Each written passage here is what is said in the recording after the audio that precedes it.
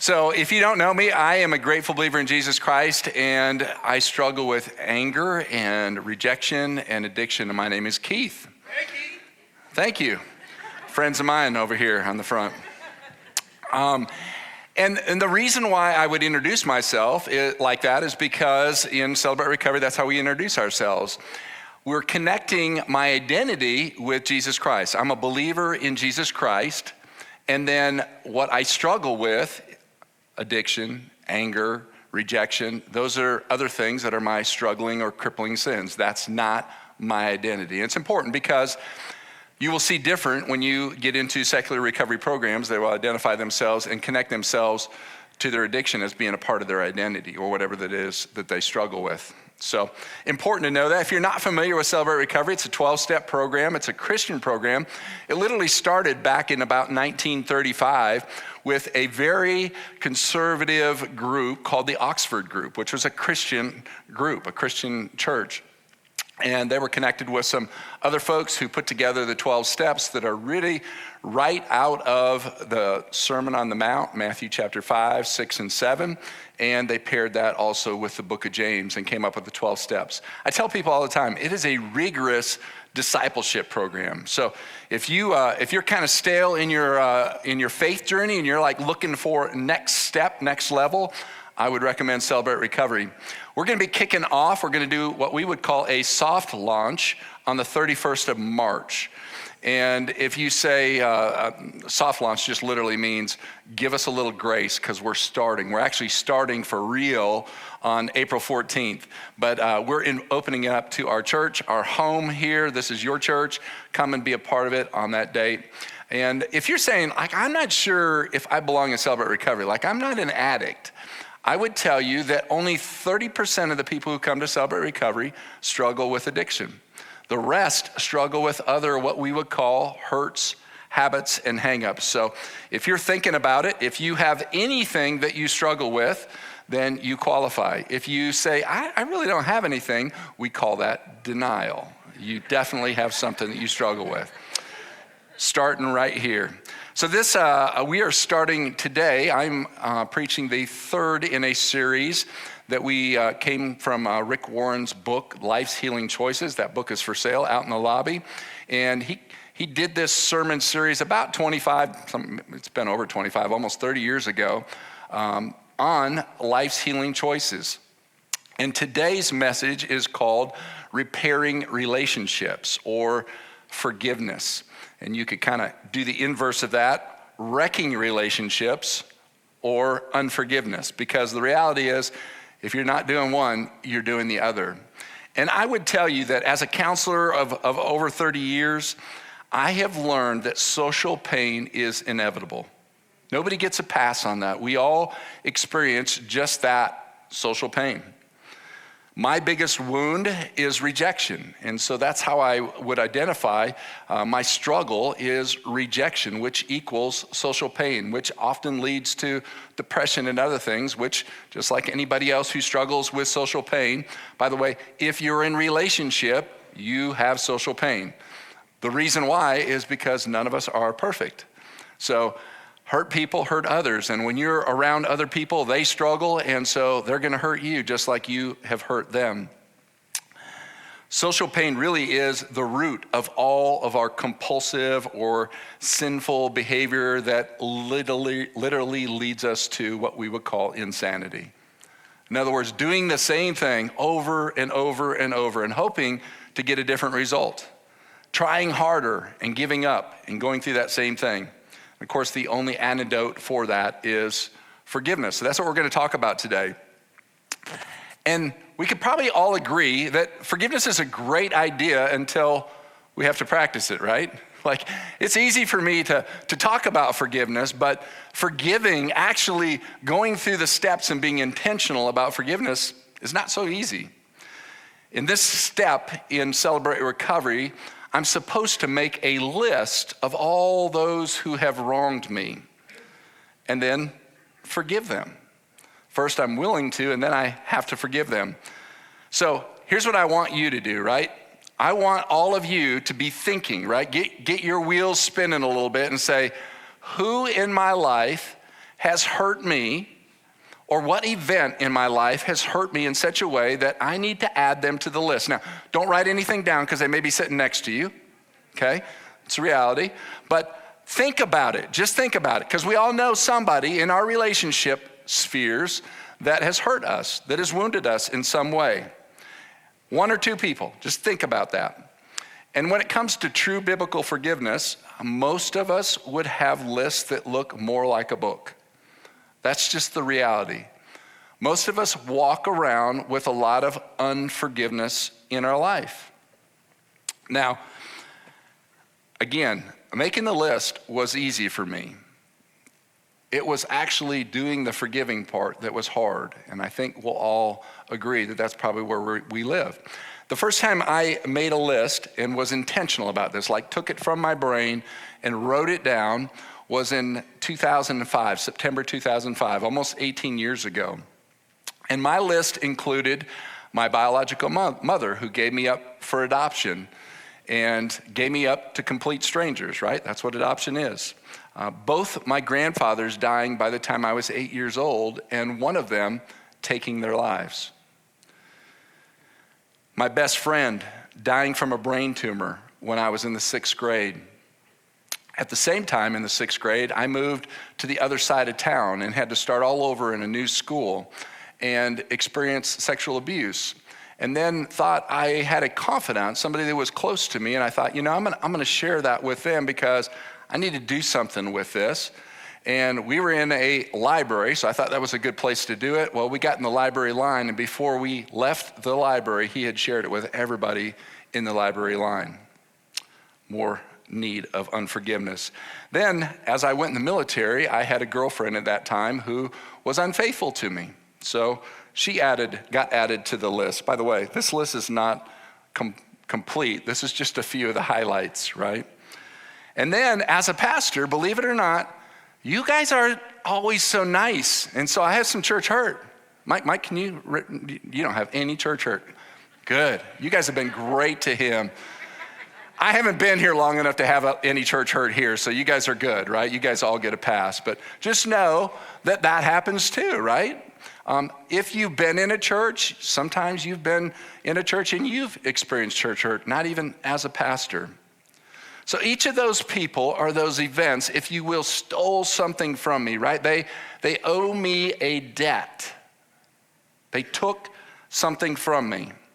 And so hurt and broken, my reaction to that is to punish them through anger, through isolation. I'll cut them out. If you're on Facebook, you unfriend them, right? There's a lot of ways that we punish people, and the reality is we're really not punishing them. A lot of times they don't even know that we've unfriended them. I'm one of those guys who has a Facebook account that only uses it to put my pictures on. So if you unfriend me, you're not doing any damage to me. I don't even know if you're not on my Facebook group anymore. So forgiveness, here's what I would say. Forgiveness is not something we can take lightly. It's the prescription and the antidote for brokenness. In fact, forgiveness releases our body's natural opioids, which are endorphins. It's the same thing that's released when you get a runner's high, right? When you exercise and you get done, you're like, man, I feel great. It's that natural opioid that's released, and it happens when there's forgiveness. Today's topic can stress relationships or even destroy our lives. It's the inability to accept and offer forgiveness. In Celebrate Recovery, we use these 8 principles, which is what our sermon series is coming from these next few weeks. And this one is on principle 6, which is literally this: evaluate all of my relationships, right? I'm giving you just a couple. Get the wheels spinning. Who are those in your relationship spheres that need to be forgiven? Offer forgiveness to those who have hurt me and make amends for harm I've done to others, except when to do so would harm them or others. The verse we connect to that is Matthew 5:7, which just says, "Blessed are the merciful, for they shall receive mercy." By the way, you may be taking notes. I see a lot of people taking notes. I love that. The notes are in the Bible app. If you have the Bible app, you can open that up. I don't know if it's the same on all phones, but on my iPhone, on the bottom right is a spot that says more. You click on more, and when you do that, then scroll down, you'll see events. When you click on events, our church should populate right at the top, Journey Bible Church. You click on that, all the notes are in there. Winning, right? Made it easy for you. So you don't have to make feverish notes anymore. It's all in there. So for the next few minutes, I want to talk about how to give and receive forgiveness. It's the only way that we can get completely free from our resentments, the anger, the fear, and even shame and guilt that plague us in our lives. And I want to start by asking 3 questions. And these are in your notes, but these 3 questions got to be answered. And I believe they're sequential. In other words, you can't go on to the next one until you've done the first one. Does that make sense? So as we go through these, I'm going to start with the first one is, have you received God's forgiveness? Have you received God's forgiveness? And if you want to open your Bibles or your Bible app to Matthew chapter 18, I'm going to spend most of the time this morning in Matthew chapter 18. I'm going to jump around and use some other scriptures, but primarily Matthew chapter 18, because I believe this is the greatest story. And it's just to set it up a little bit. Jesus and Peter were having a conversation. And Peter came to Jesus, as always, with a little bit of a confusion, maybe a chaos in his brain. And he was trying to figure out, how many times should I forgive somebody, right?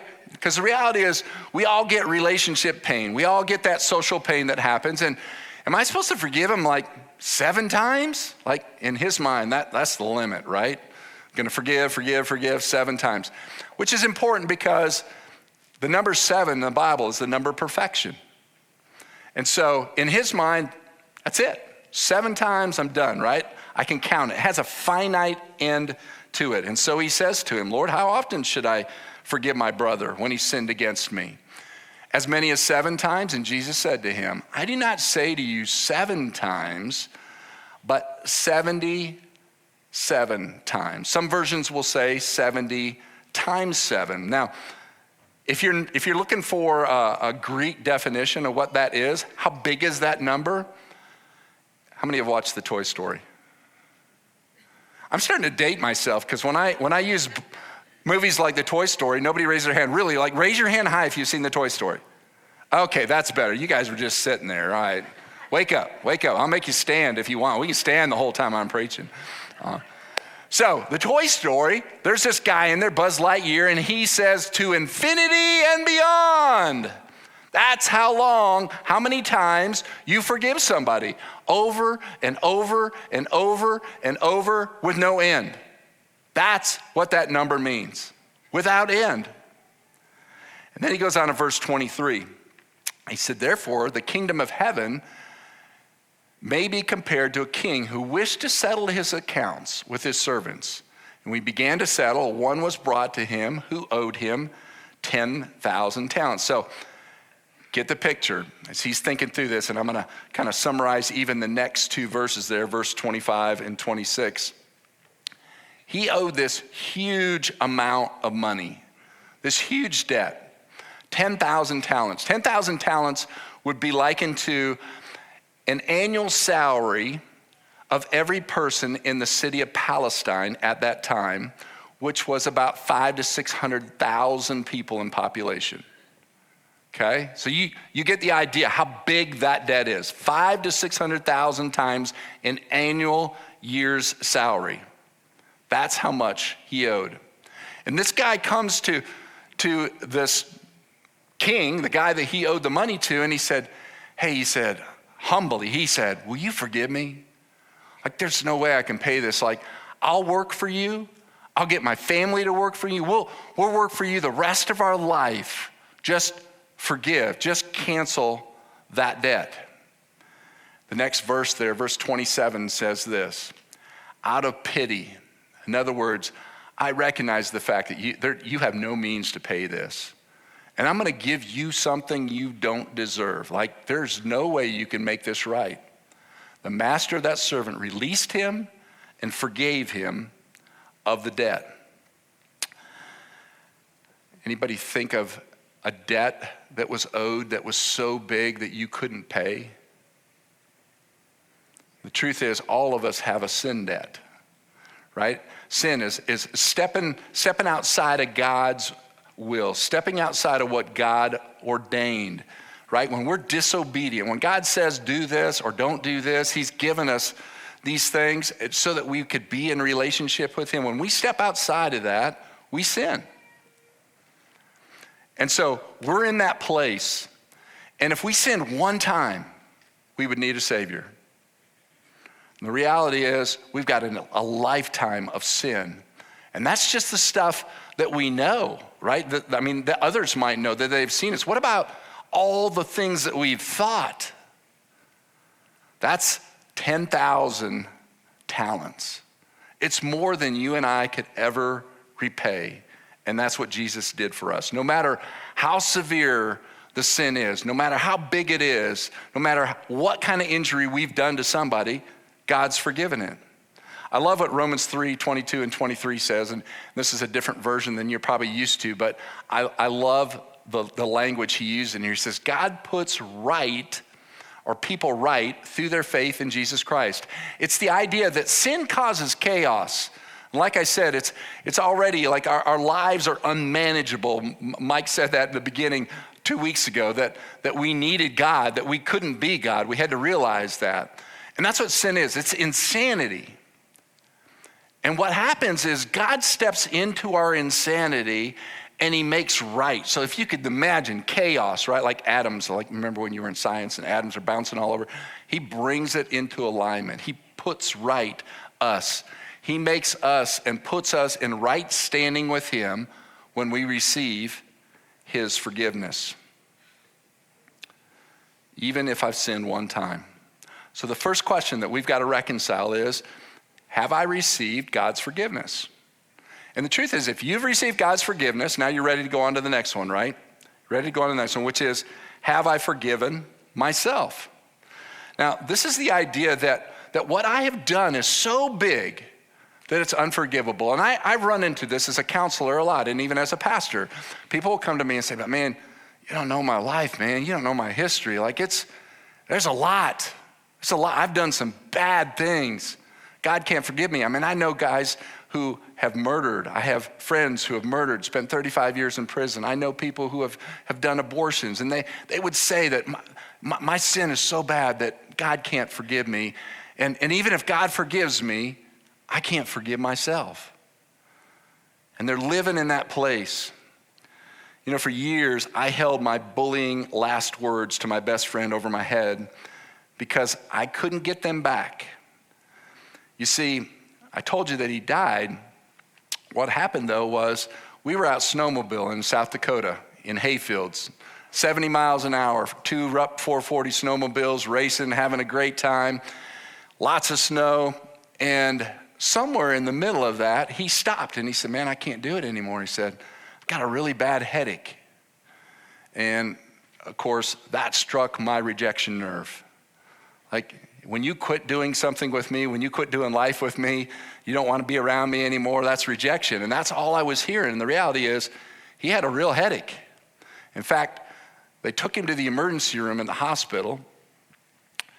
They life flighted him from there to Denver, Colorado, and discovered that he had a golf ball-sized tumor in his brain that was malignant. Did surgery. He went into a coma, never came out of that coma. And 5 months later, I was at his funeral. And you see, I was carrying a lot of guilt and a lot of shame because our last words together were me bullying him and calling him names about not continuing to do what we were doing, having fun. I struggled with forgiving myself, which is kind of crazy, right? Like, when you think about forgiveness and holding something over our head, the reality is God's canceled the debt. What I'm saying is, yeah, God, let me hold on to this. What you did wasn't good enough. I'm almost saying that what he did at the cross wasn't good enough. I'm holding that over my head. I think of the story in Luke chapter 15 of a man who was a prodigal, who went into a far country, spent his father's inheritance, And when he came to himself, he came to the end of his wild living, his sinful lifestyle, he went back to his father and he began to rehearse this little speech. He said, Father, he said, I've sinned against you and I've sinned against earth, and I am no longer worthy to be called son. Let me just work for you the rest of my life.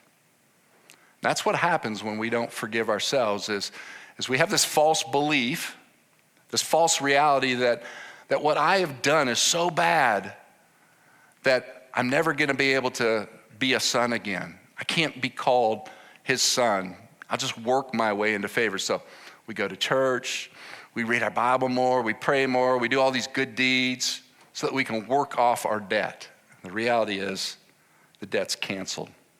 We got to be able to forgive ourselves. It's more than he could pay. Matthew 18, verse 25 says, and since he could not pay, his master ordered him to be sold, and his wife, and his children, and all that he had, in order to pay for payment to be made. We've got to forgive ourselves. And not only do we have to receive God's forgiveness and forgive ourselves, but the third thing is, have you forgiven those who have hurt you? Have you forgiven those that have hurt you? And there's two reasons why we need to do that. One is because God's forgiven us. Because God's forgiven us. Matthew 5:7 again says, blessed are the merciful, for they shall receive mercy. It doesn't say that they have to earn it. It doesn't say that they deserved it. But they got mercy because of no reason. And we have to give mercy because it's been given to us. Colossians 3 says it this way, bearing with one another, and if one has a complaint against you or against another, forgiving each other, as the Lord has forgiven you. The truth is, I will never have to forgive anybody more than God has already forgiven me. Did you hear that? I'll never have to forgive anybody more than God has already forgiven me. Remember, 10,000 talents, it's 500,000 to 600,000 years salary versus what he owed, much smaller amount. The truth is, as we think about that, I always think about tug of war. When I was in the military, we used to play tug of war in the Army, and that was part of our physical training, PT. Loved it. We loved doing PT. That was fun, right? Instead of just doing push-ups and burpees and all that stuff repeatedly. But when you think about tug of war, the rope keeps you tethered to the other team, right? You both pick it up and you dig in, and the more you pull, the more the other team pulls, and you dig in and you get lower and you drop your center of gravity and you hold on more and you start doing things in unison and you really work hard in that war.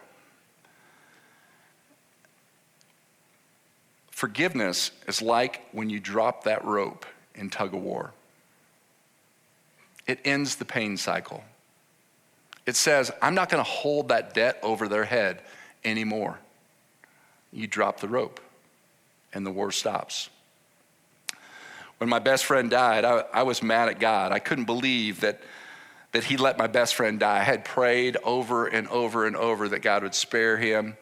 I believed I would sit and sit beside his bed when he was in a coma, just knowing that he was going to open his eyes. That was going to be it. He was going to come back. We were going to do life as normal. And I was angry at God because he allowed that to happen. Can I tell you that he didn't cause it and he wasn't to blame? We all know that God can't sin. And he's good and he's perfect. And it's impossible for him to do wrong and need our forgiveness. But that doesn't negate the fact that sometimes we hold debt over God's head.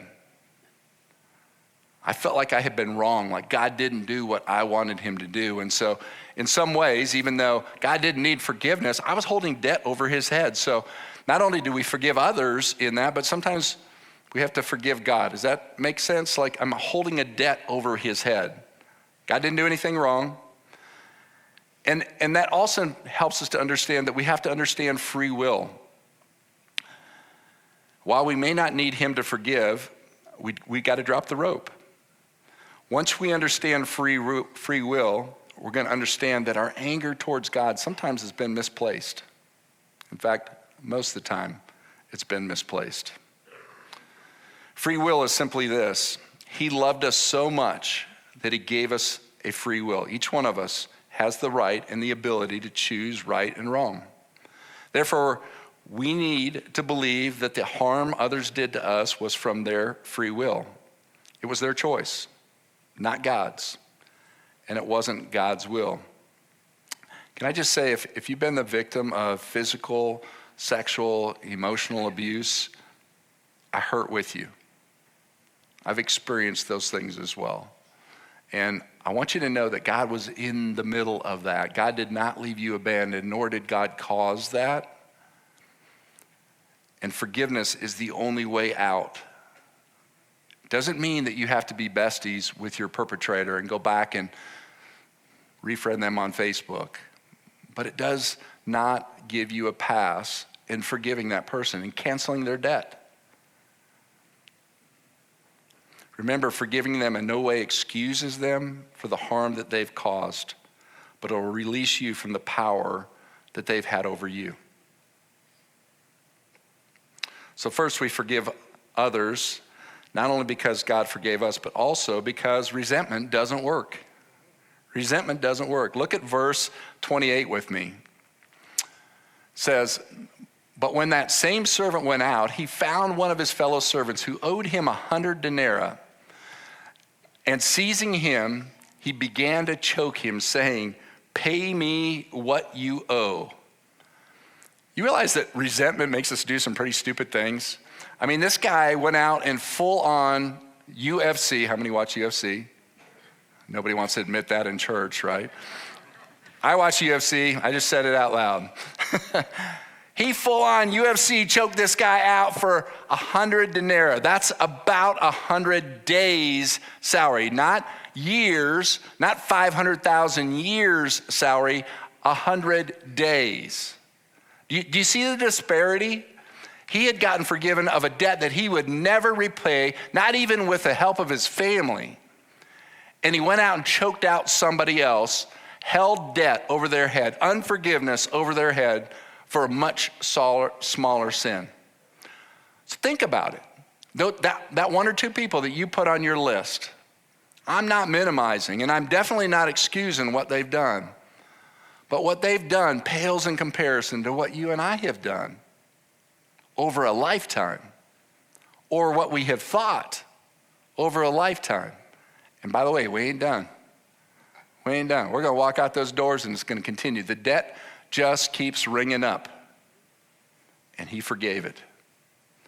We just have to receive it. It's been said that resentment is like drinking poison and then expecting the other person to get sick. It's foolish. It's unresponsible. It's one of the unhealthiest emotions we can have. And in anger, his master delivered him over to the jailers. And this is another piece that we need to see. And I love, I think it's the King James that says, turned him over to the tormentors, to be tormented day and night. The reality is when we don't forgive, again, it doesn't necessarily even hurt them. We think we're punishing them because we're not forgiving them. It gives us some control when we don't forgive. But the reality is we're the ones that get punished. We're tormented day and night. Losing sleep because you're mad at somebody? Can't eat right because you're mad at somebody? Health problems because you're mad at somebody? You haven't forgiven them? Try forgiveness.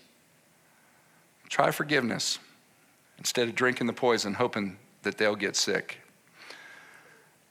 Dr. S.I. McMillan, who's a Christian author and psychologist, doctor, wrote a book that showed that the two greatest causes of physical problems in your life are guilt and resentment. He said, it's not so much what you eat, it's what eats you that matters. Think about that former girlfriend or boyfriend or spouse who has wronged you in some way, or maybe a teacher who's embarrassed you in school, or a parent that never told you that they loved you to this day. Maybe that person that you were dating that just dropped you. Unforgiveness will literally drain your body of life. Now, if you've tuned out, tune back in, because I'm going to give you the how-tos, what to do. When you came in, you may or may not have gotten a bookmark. If you didn't, grab one on the way out. That's where these are going to come from. So this is really just, how do I forgive? How do I forgive those who have hurt me? And just 3 simple things. One is you reveal the hurt. And it's really important. So again, I told you at the beginning to be thinking about that event, that person, but reveal the hurt. That means write it down. Again, don't do it now because they might be sitting next to you, okay? I don't want to do marriage counseling on the way out. Just think about it. This is what we got to do. First, write it down. Admit it. Let it out. Face it. Be honest about it. Don't deny that there's pain there. It's difficult to forgive a person if you haven't clearly stated it. Truth is, people have injured you. So admit it. Write it down. That hurt. Put it down. And it hurt me. Co-worker, relationship, parent, whoever it is. Number 2, you have to release the offender. Release the person who did pain to you. You're canceling that debt. You're saying, in effect, I release my offender. I'll let him go. I'm going to stop holding that hurt over their head. So how do I do that? You do it simply by giving them what they don't deserve. You're giving them what they don't deserve. Because what they deserve is to be punished, right? They wronged you. They hurt you. Just like you and I, what we deserve for our sin is what? Death and hell. Every single one of us has a one-way ticket to hell, but for the grace of God in our life, receiving his sin payment frees us from that. Cancel that debt. Release them. Realize that forgiveness is a gift that we choose to give. It's not a feeling.